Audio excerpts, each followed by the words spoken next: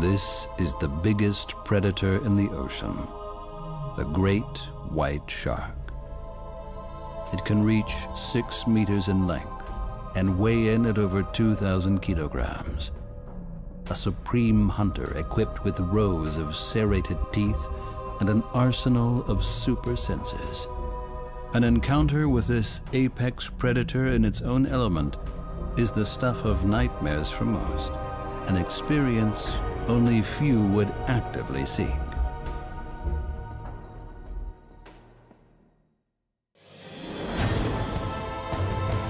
Adventure Ocean Quest. An encounter with the world under the waves.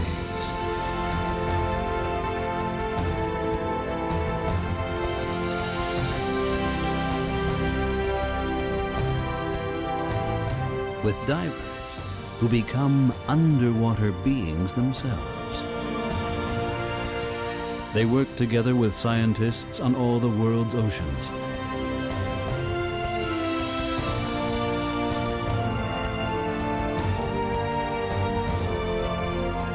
Deep under the surface of the water, without a sound and without a breath.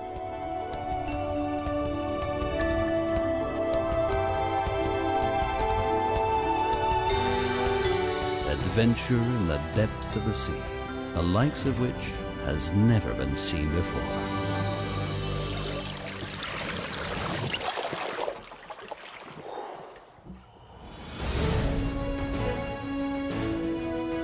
Three extraordinary divers are on their way to undertake the experiment of a lifetime.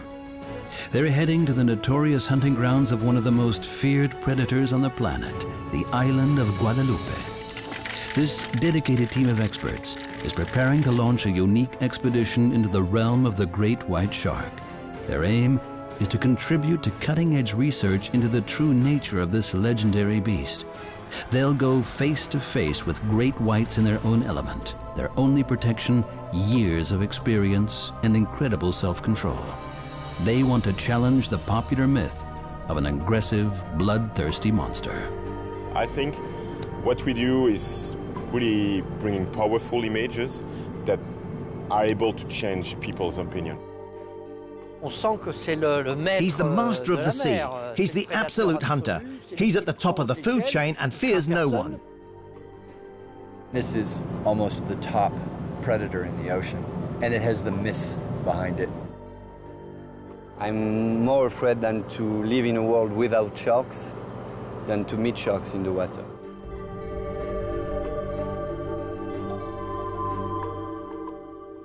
San Diego, California. The expedition prepares for their extraordinary journey on board of the Islander. Amongst the crew members, 3 of the best free divers in the world. The Belgian Frédéric Bouilly, former world record holder that has now devoted himself to underwater photography. The Canadian record holder William Winram. And world champion Pierre Frolat von Monaco managed to go below the 127-meter mark. They're ready to begin their journey into Pacific waters. Highly specialized camera equipment is part of their comprehensive kit to capture a meeting between man and beast unlike anything ever seen before.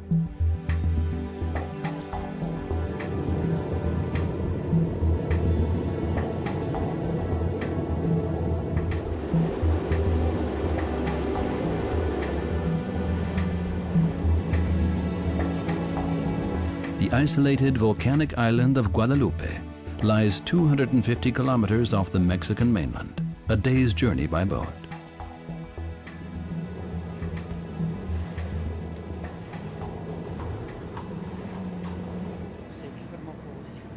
Time to discuss the immense task ahead. Cameraman Christian Petron brings almost 50 years as a renowned underwater cinematographer to the table.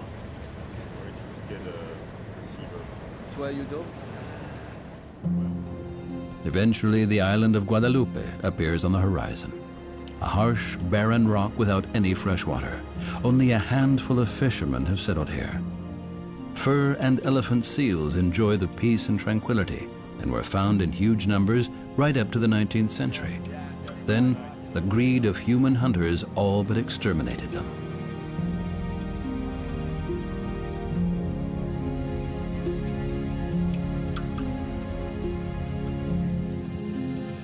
The hunters brought goats with them, which soon eradicated the island's natural vegetation cover. Fortunately, the rocky cliffs gave shelter to a few surviving Guadalupe fur seals and northern elephant seals. Over the last century, their population has slowly begun to recover. Today, the island is a strictly protected nature reserve. Only one hunter is still allowed to pursue seals around here, the great white shark. The new thing in Guadeloupe is, of course, the amount of sharks. There are more sharks, they are easier to find. In South Africa, we need to do long boat trips and spend hours and hours before seeing a shark. Apparently, there's more than 150 sharks in the area in the big bay, so that's a lot of animals. And at some point, they will come across us. So that's the main difference. The other difference is that the visibility is really better than in South Africa. So most of the people say that the sharks are more fast and more aggressive than in South Africa, probably because of visibility. So that could be not in our favor, because it means the shark could spot us from very deep water and rocket to the surface.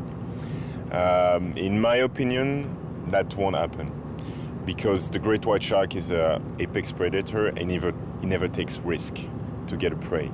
So he will first come around us and check us out to see what we are and how we react. So I don't think we will be really bothered by the visibility. But as a lot of people told us that, we will be very careful for the first dives.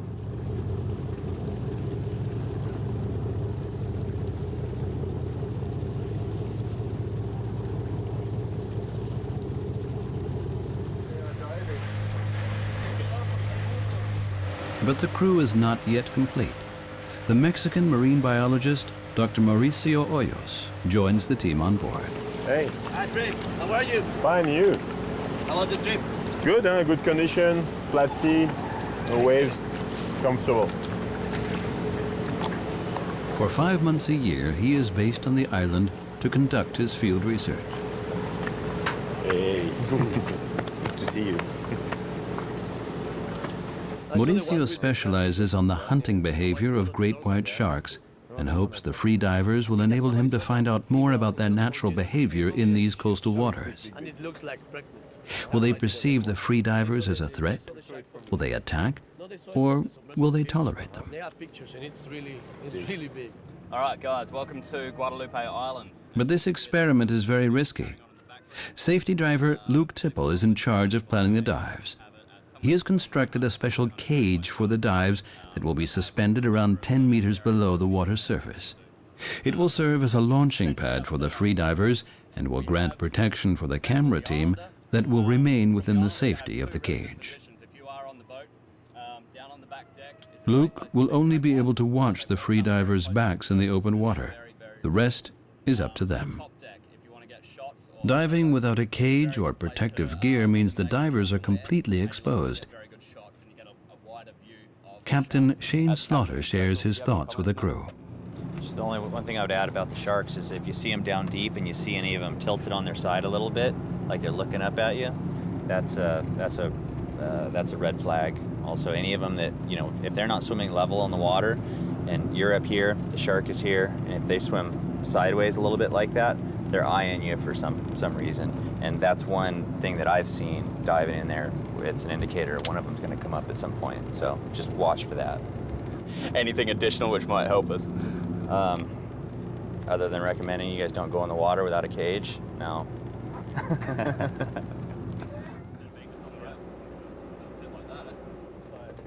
Diving cages are used across the world for secure dives with sharks.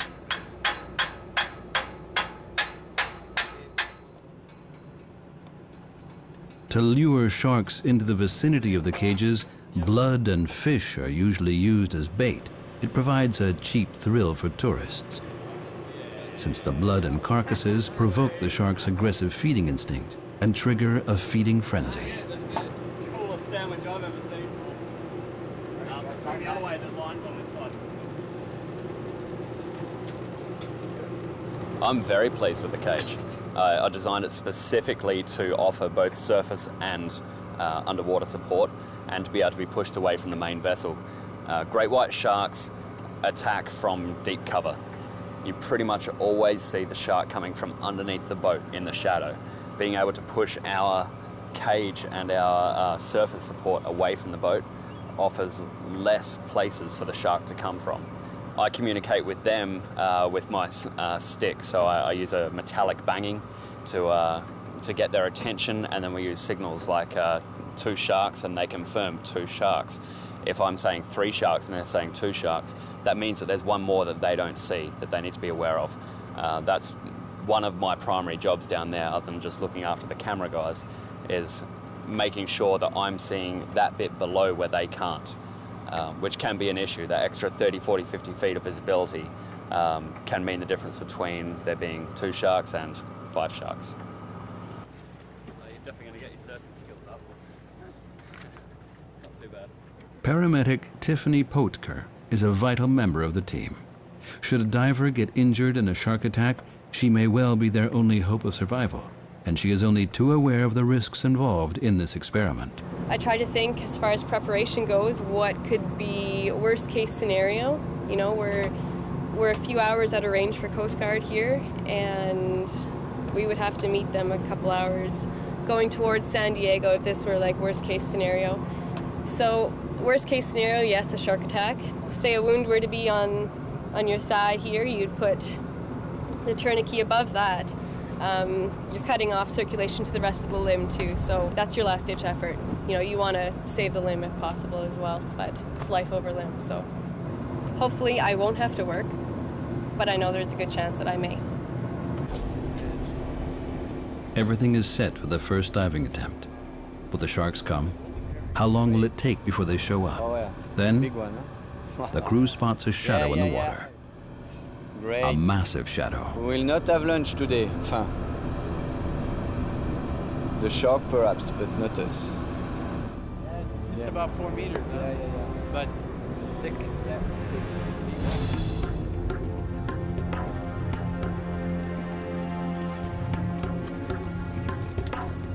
Time for cameraman Christian Petron and his team to get ready.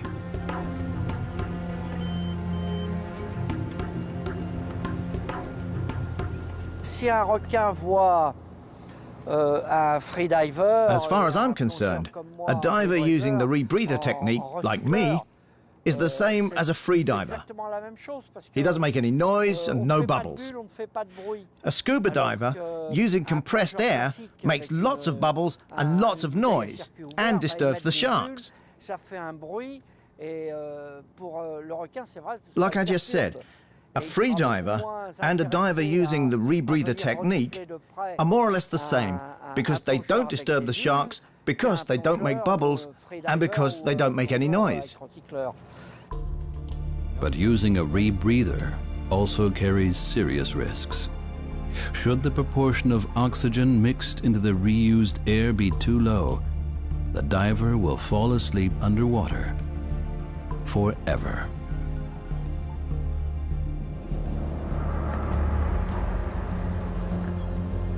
Everyone knows exactly what they're doing. This experiment has been meticulously planned. But now all bets are off. No one knows exactly what will happen once the 3 free divers are in the water.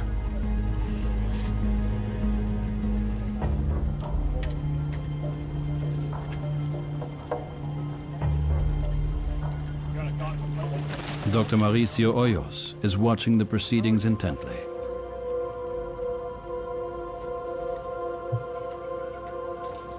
If you are diving, you have to hold your breath, because if you emit these bubbles, the shark is going to go away. When we were diving yesterday, and the shark was really close to us, but when it heard the bubbles, it was away from us. We wanted to take pictures, but we couldn't because we were with the bubbles. But with free diving, it's perfect because no sound. So I think that the shark doesn't feel like threatened. Then, a bizarre turn of events. As soon as the divers get into the water, the shark that a moment ago was calmly circling the boat has vanished. These huge hunters can materialize and disappear in a split second, even in the crystal clear waters of the Pacific. Yet another reason to be extremely cautious. Pierre searches the depths for any signs of sharks.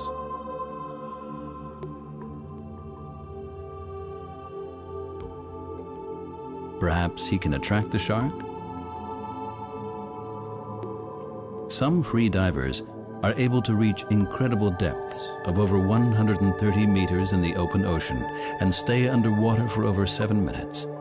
But these are record-breaking dives. In this situation, they're unlikely to exceed depths of around 50 meters and may stay there for up to 5 minutes. This incredible ability is a result of extreme physical training and incredible self-control to overcome the breathing reflex. Suddenly, they catch a glimpse of movement far below. As the shark returned to investigate the divers, the shadow doesn't approach them. William decides to turn the tables on the shark and approaches it. How will the predator react? The shark doesn't accept the challenge. Once again, he vanishes into the blue of the ocean.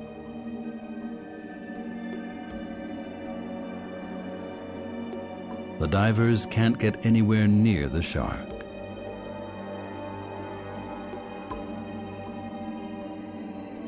This killer could make short work of each of the divers with just a single bite. But it cautiously stays away. He decides how close they can come. There are no signs of aggression, but also no fear. Against all expectations, this first shark encounter has exposed the great whites as cautious, even shy animals.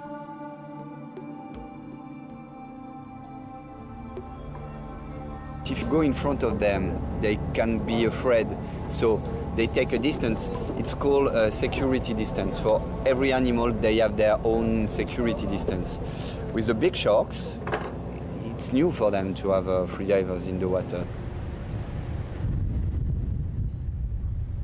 Yes. Actually, there's going to be a meeting. Dr. Mauricio Hoyos has worked with sharks for years and explains his research strategy. He fits sharks with transmitters that allow him to track their movements closely. Last year, I set 3 receivers on this bay, and I tagged the sharks with pingers.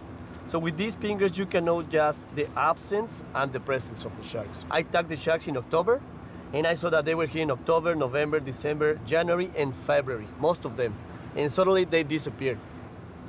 With other kind of satellite transmitters, they have found that the sharks can go as far as Hawaii, and also to one spot between Hawaii and Guadalupe Island, and they remain there for about 160 days, and then they come again to Guadalupe Island. So with that, you will be able to see where they get the seal, how they predate on them, somehow, exactly. Because you can see where they are in the water column. Exactly, the predatory movements when the shark is chasing the seal. Maybe I will be able to see if other sharks are together, if they are hunting together, because that's one theory, that the white sharks can hunt together. You think we can help you by our free dive with the great white and our cameras? You think we can help you somehow? Yes, I think that it would be really important for me to identify the shark. So if you could look for the conspicuous characteristics such as birthmarks or scars, or even the pigmentation patterns of the gills, the pelvic fins and the tail, that would be great. If you could take pictures of left and right side, that would be amazing. Also, if you can take footage or even see the behavior underwater, because it's really different when they are at the surface feeding that when they are deep below the surface. Maybe we can try to, if you could try to tag the sharks. And but that's what I need now, trouble. Because on the surface, it's going to be impossible.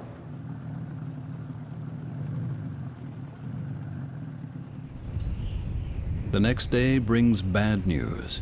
Storm clouds are gathering. Conditions deteriorate rapidly. The shark experiment grinds to an abrupt halt. All of a sudden, the wind changed from the valley to this direction here. So this is what we've got. It's cold.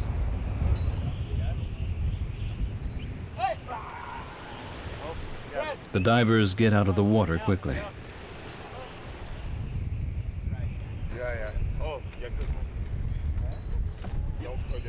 The waves threaten to throw the cage against the boat. It has to be lifted.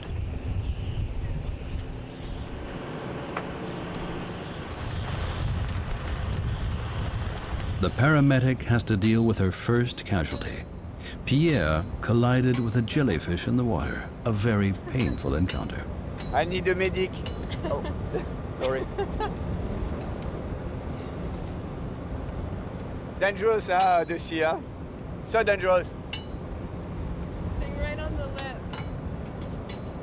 White shark? Jellyfish! As the storm intensifies, the boat's anchor threatens to tear loose. It has to be lifted. I think we're gonna run down to the south end and see if we can get out of this wind. There's no time to lose. They have to seek shelter in a bay.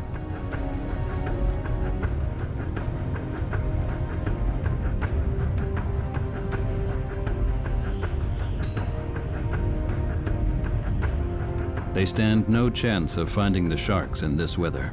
Wind, waves, and currents are all working against them. But Captain Snodder has other ways of keeping track of the great whites. We're gonna try to actively try to find good shark action here for the next couple days. Real similar in the way that we look for fish.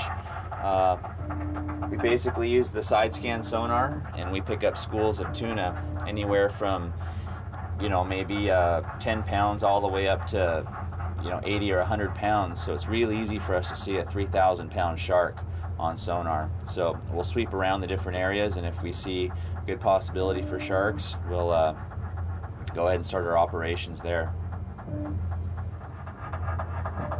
Okay, you guys ready to go find sharks? Okay, let's go.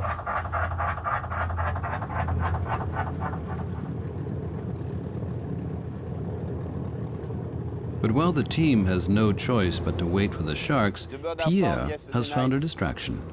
A young storm petrel has become stranded on board. They used to see the lights on the boat during the night, and they come on the boat. It's very small. It's called a frégate in French. I don't know in English. And he's wet. He needs to be dried. And he seems to be not in good form, huh? So he needs help. And he can't fly, you see? He wants to move, but he can't fly, so we try to help him, to feed him, and we will see, huh?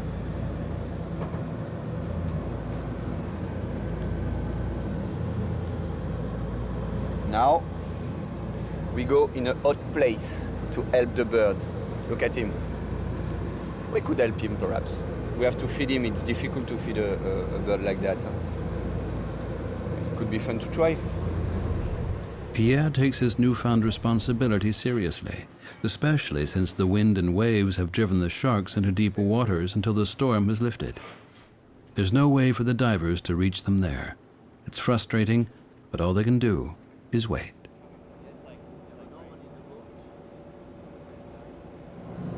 I don't think sharks are lurking out in the water wanting to eat human beings. I think that, you know, they're active all of the time and they're constantly hunting. If you present yourself in a similar place, time, and behavior as their prey, they will probably taste you. But, you know, I mean, I've been in the water with the tiger sharks, I've been in the water with lots of other different sharks, and they seem to be more curious than ever aggressive with us. There is a possible lead in the search for the vanished great whites, tracking down their main prey animals. As inhospitable as this isolated island may seem, for some creatures, it's paradise and a safe haven. Northern elephant seals enjoy the seclusion. It has saved them from certain extermination at the hands of greedy hunters.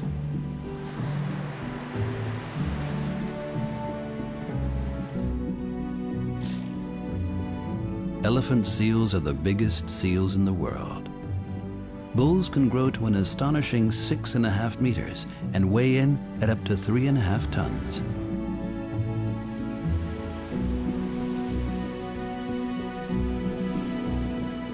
Despite their ungainly appearance on land, they are adept underwater acrobats and hunters, able to pursue fish and octopuses down to an astonishing depth of 600 meters. But out in the open ocean, hunters can quickly become the hunted. This seal has been the recent victim of a vicious attack, a shark attack. It's a sure sign that the sharks are back in the coastal waters of Guadalupe.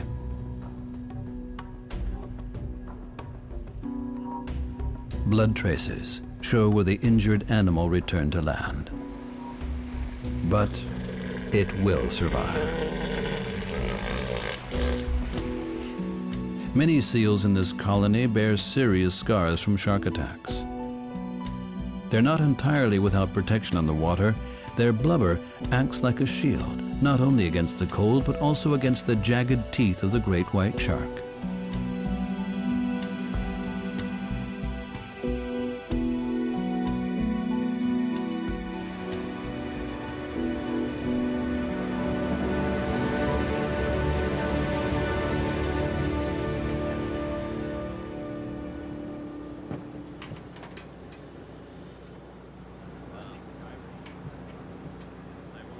Christian Petrot and the crew get ready for a renewed search for the sharks.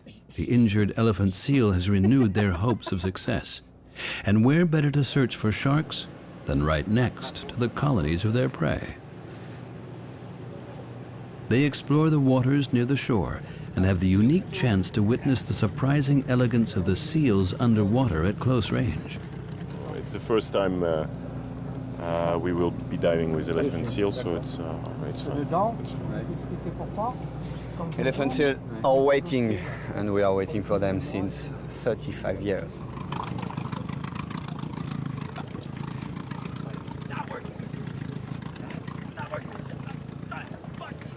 Using small boats, the divers managed to get close to the forbidding rocky coastline.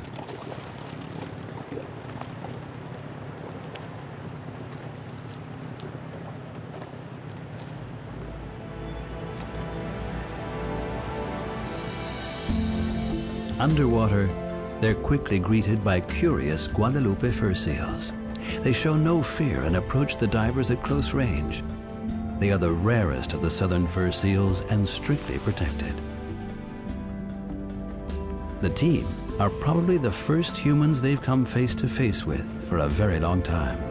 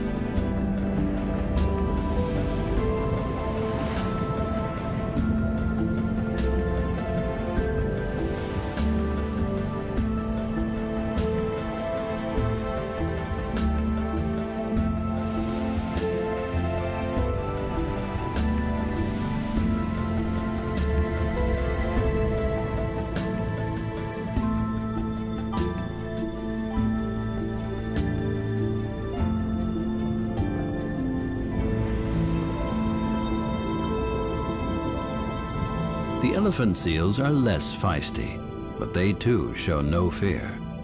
Perhaps they see the divers as animals similar to themselves, and they wouldn't be far from wrong.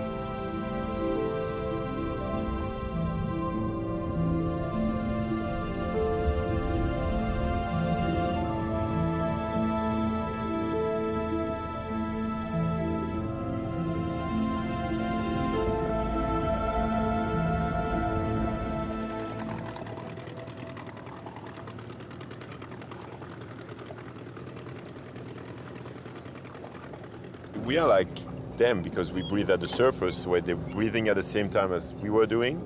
We were looking at each other on the surface and then putting the head down, they were looking at each other. It's very funny because we are like them. We breathe and we dive, so same kind of animals. Maybe we have longer fins and different suits, but same. But still, the team hasn't managed to spot any sharks in the shallow coastal waters. Where have they gone? Giving up is not an option, so they use a short break to check their equipment and prepare for the next dive. Then, an unexpected visit. The Mexican Navy is suddenly on board of the research vessel, armed to the teeth. Christian Peton is alarmed. What do the soldiers want? Could this spell the end of the expedition? The boat is searched from top to bottom, the team's papers checked meticulously and permits examined. No one is allowed in these waters without official permission. Guadalupe is one of the best protected nature reserves in the world. Everyone is nervous. They anxiously await the Navy commander's verdict.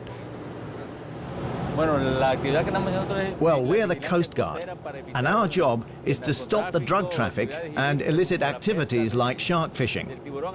Sometimes it's necessary to check people who belong to some TV or magazine who are filming, like you, but they don't have permission. Everything is in order. A sigh of relief ripples through the crew. The soldiers leave them to their shark experiments.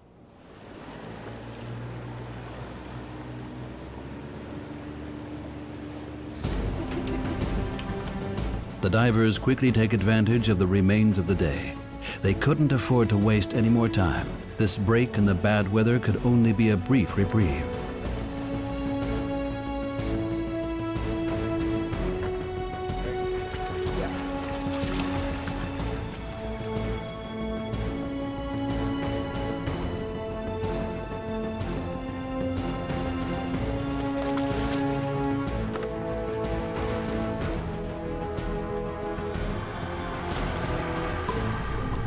But still no sharks. It is a frustrating strain on the team's patience.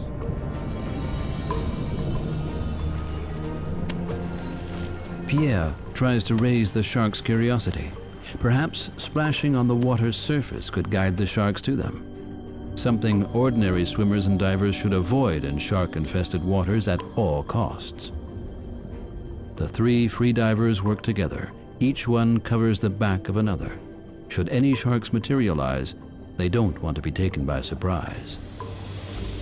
Success. A single great white appears out of the blue.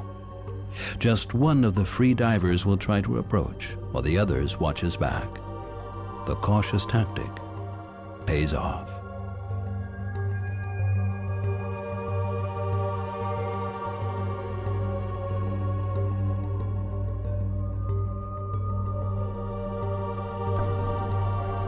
Other sharks join the first, including a surprise visitor. A fur seal brazenly dives right amongst his predators.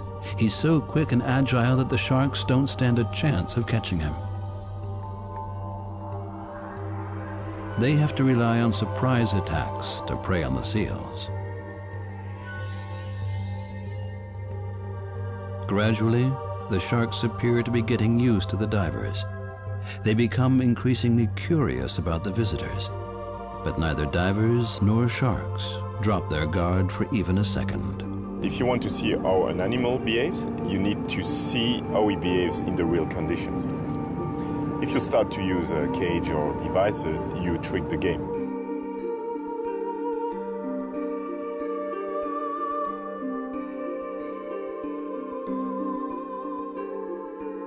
Getting this close to the sharks allows the free divers to take detailed photographs of each individual, which Mauricio Hoyos will use to catalog the animals.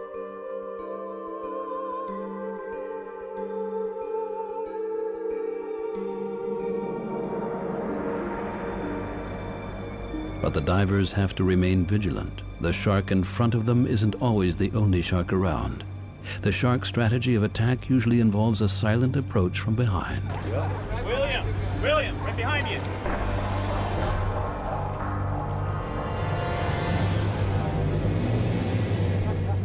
Will has a lucky escape. Out here, just one moment of unwariness could cost a diver his life. Tiffany keeps a wary eye on the divers, who are now encircled by sharks.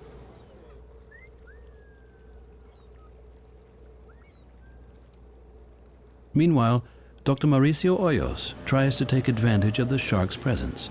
He wants to fit radio transmitters to some of them from the safety of a floating platform. It forms a crucial part of his research and can give vital clues to decode the sharks' hunting behavior. The white sharks, they feed on seals and they feed on on these kind of animals. If they don't control those animals, these animals are going to be like a plague, a lot of animals. In the Sea of Cortez, we have a lot of California sea lions because now there are not bull sharks or other sharks, and those sea lions are a big problem for fishermen, for instance. Actually, my captain is a fisherman, and he told me that it's a big problem when they are retrieving the nets, and they can see all the fish bitten by the California sea lions. And there are hundreds of them, but they are not allowed to do anything because the 3 different species of pinnipeds are protected in Mexican waters. But we have hundreds of them. And it's because of that, because no sharks in the Sea of Cortez. Facing up to a great white out in the open sea requires an extraordinary amount of self-control. Showing panic or fear could provoke an attack. It's even possible that sharks can perceive the electrical impulses of a beating heart.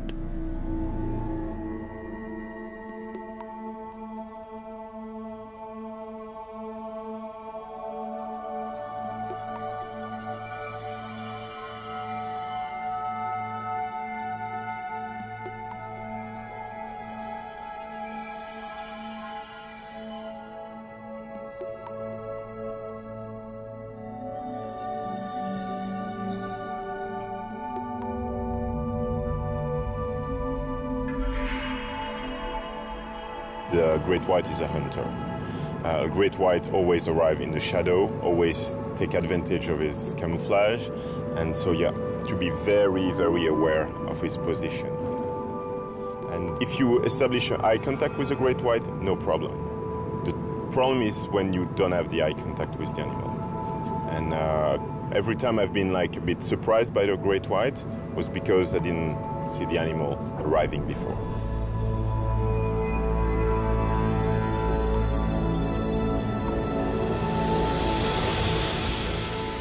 Again and again, sharks suddenly appear out of the blue and swim straight at the divers. They turn away only at the last moment.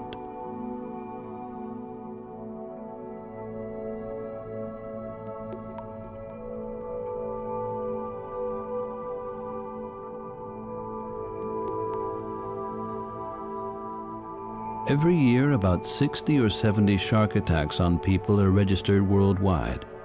But in 2009, only about 5 of these were fatal. Gradually, the divers managed to get extremely close to the sharks. It allows them to build up an invaluable detailed photographic catalog of the predators for Dr. Hoyo's research. Shark science has been turned upside down in recent years. For a long time, it had been assumed that the sharks spend most of their time in coastal waters to hunt sea lions and seals. But with the help of high-tech satellite transmitters, it has become clear that they undertake incredible journeys of several thousand kilometers. During these long-distance migrations, they tend to stay at depths of 300 or 500 meters. But so far, scientists have only been able to observe them near the water's surface. The rest of the sharks' lives remain a mystery.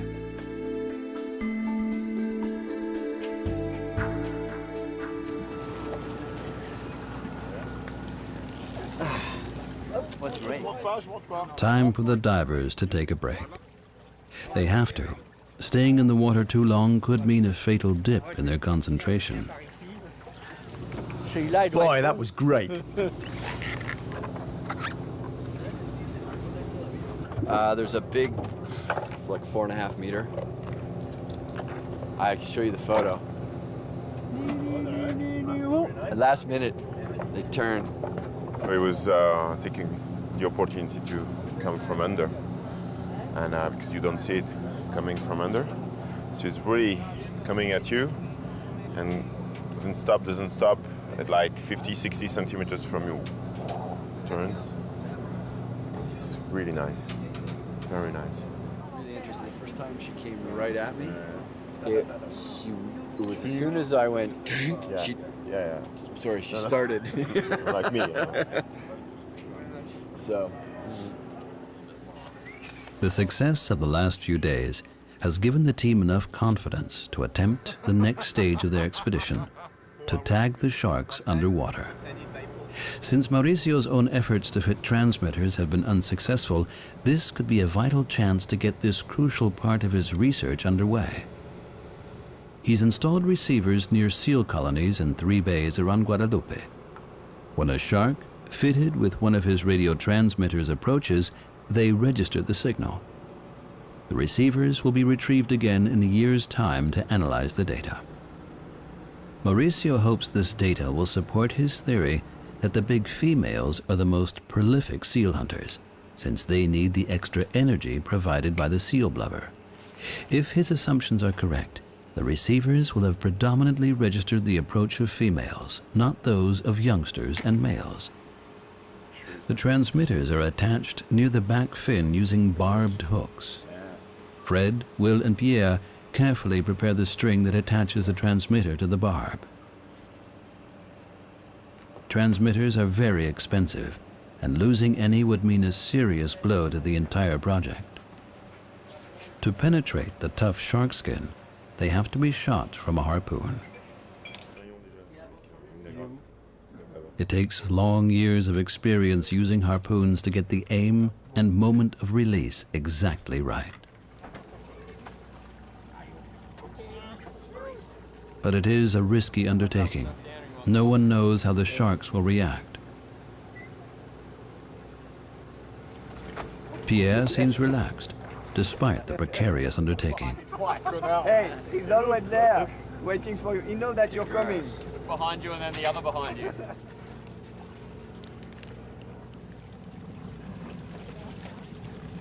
I know they know what they're doing. Pretty sure too that they can draw the line when, you know, it gets a little bit too dangerous. So I hope they know where that line is. But I'm sure they'll be fine. Mauricio Hoyos is hoping for as many sharks as possible to fit a good number of transmitters. Is that another one, or is the same, right? But more sharks in the water means a greater risk for the divers.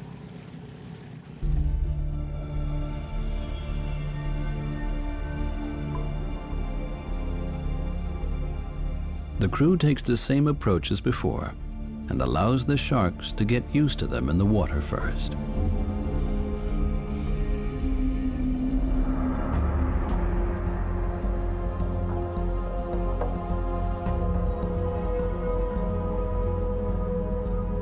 The plan is for Will to take a photograph before Pierre tries to tag the first shark. Everything is going to plan. Pierre manages to get an ideal position to shoot his harpoon, but then he hesitates. The chance passes.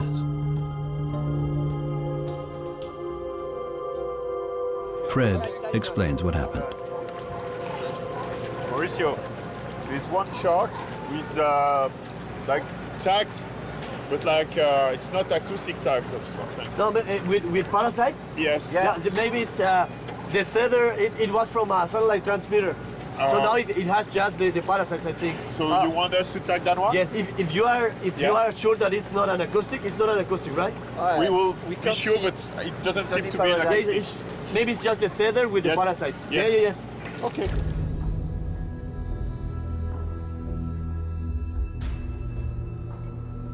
The divers make a second attempt, but just as he reaches the ideal shooting position, Pierre realizes the danger. Will is immediately in front of the shark. Should the shark get aggressive as a result of the shot, Will would be extremely vulnerable. Pierre has to let the shark go a second time.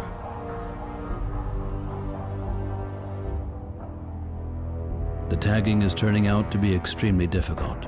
Success is not guaranteed. But an experienced hunter knows patience is top of the list. The divers take their time.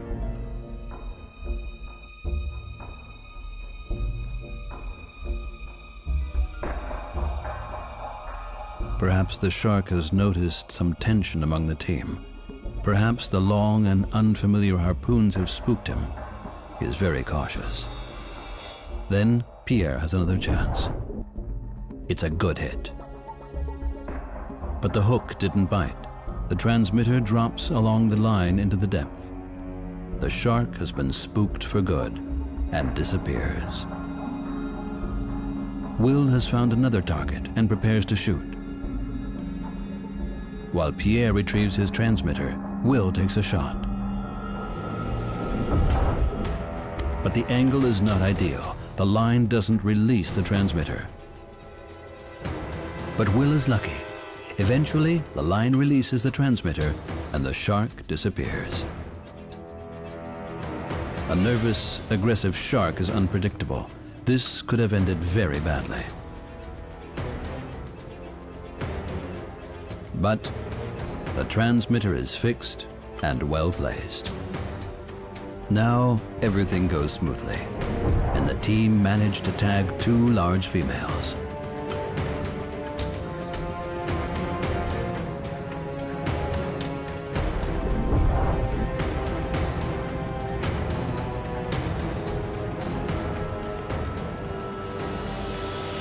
Did you tag it? Yes. The big female? The big one. Excellent. It's a female, right? Huh? It's a female. Oh yeah, it's huge. Excellent. Where are the other We have tags? photos, left and right. Perfect.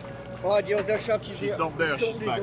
Hey, it's only Did you the take a tag. picture with the transmitter on it? Yeah. William has video, Okay. and now I'm going to take pictures. Excellent. This shot was perfect. The transmitter is securely in place and releases the line immediately. Mauricio is elated. Yes, of course. It's a big female. And I think that they are feeding on the seals, the big females. I have seen a lot of females feeding on seals, so this is perfect for the array that I said a few days ago. It has been an exceptional accomplishment. Getting any closer than this to great white sharks in their own element is virtually impossible.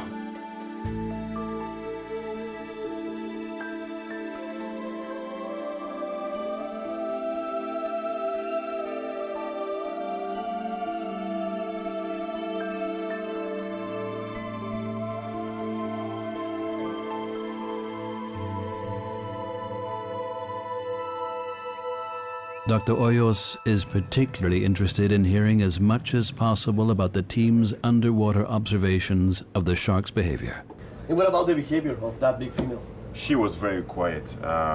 She was coming very close, but in a very soft manner, approaching and not at all inquisitive, just curious. And we could spend time with her, swimming alongside. We had a lot of fun with that shark. Always on the surface with Yes. Not at all aggressive. No, and Very sometimes with the fin and the tail outside of the water, but we could cruise with her. She was totally accepting us. It was very nice. Here's Oh, After is that the the tag. transmitter? Yeah. That's perfect. Perfect tagging. That's And on correct the left place. side you can see Exactly. that she's yes. totally clean. And look at the size of the transmitter. It looks like it looks like this. Tiny. Yeah. But we have it on film also, the tagging, placement of the transmitters. I don't know that female. Maybe she's new. I don't know that female. And this afternoon we saw another big female, new, no tag on it, but we couldn't get Bigger it. than this one? Or? No, same size, but not as fat. Thank you very much for your help. Without your help, this couldn't be impossible because I had been trying to tag the sharks for 1 week and they have been really deep all the time. So for me, I was there in my skiff and waiting and nothing at the surface. But I saw the sharks when they were swimming below me, like 10 meters. So I tagged 2 big females today, and that's what I want because I have seen the big females feeding on the seals. And that's why I said this array of Sunderbush in front of the seal colony. Okay. With those transmitters, we are going to know the 3-dimensional movements of the sharks when they are looking for the seals. Let us know when you have results. I will next would year. be really curious. Next year. Thank you very much. You're welcome.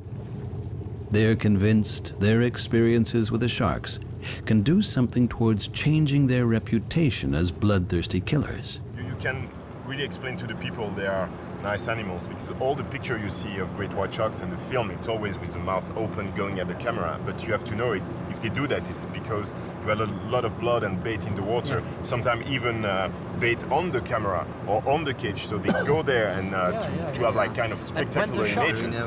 But when they don't have bait, they're just curious. They want to see what we are and they stay for 15, 20 minutes, then they are gone. But they never open the jaws. The only time we was a little bit worried is when William tagging the shark. When I saw the shark, I say, oh my God, tac, une passage. But oof, it's gone. But it's only time I was very worried because the shark was shy. And the eye is not dark. Ah, you saw it, it's blue. It's blue. The great white shark eye is blue. It's not black. Everybody says they have like a deep black eye without any expression. If you really go close to a great white shark, you will see it's a black eye with a blue circle, and it's absolutely beautiful. What we do really helps people to have a different perspective about sharks. That island is a very nice place for the great white, but perhaps one of the last. So humans have to take care about sea life, and the watermen we are have to show that shark is not dangerous. He's curious and he lives in the sea. He's in his place. So we have to respect that. We are just visitors. Yeah. It's possible their groundwork will have paved the way to new groundbreaking insights into the true nature of one of the greatest hunters in the sea.